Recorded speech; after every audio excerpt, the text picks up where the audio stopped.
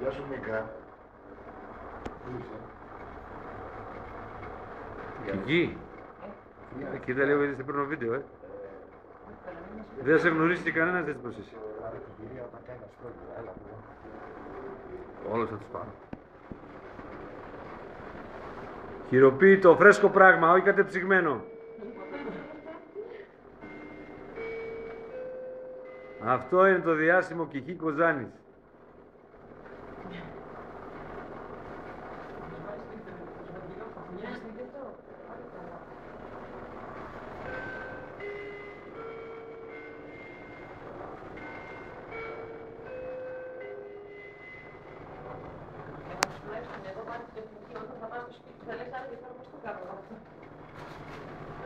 Τώρα που το είδα, εύκολο είναι.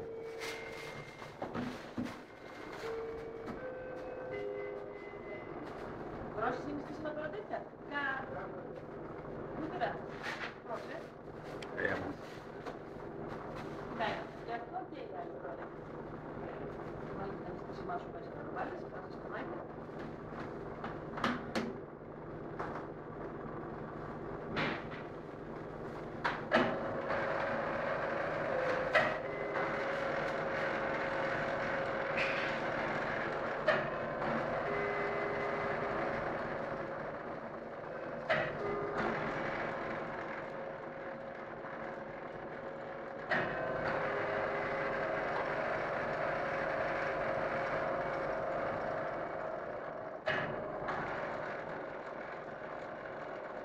Είναι καλές φωτογραφίες, είναι.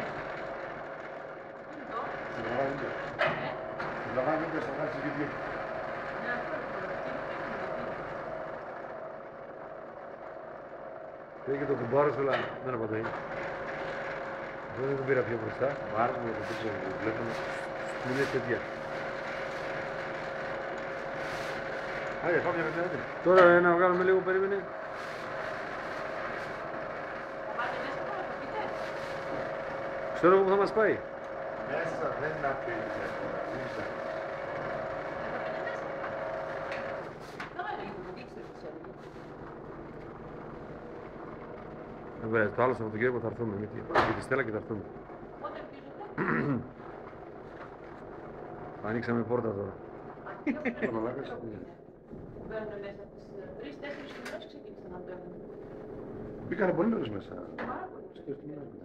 Ένα λόγο τις σειρές. Σειρά ίδια, σειρά ίδια.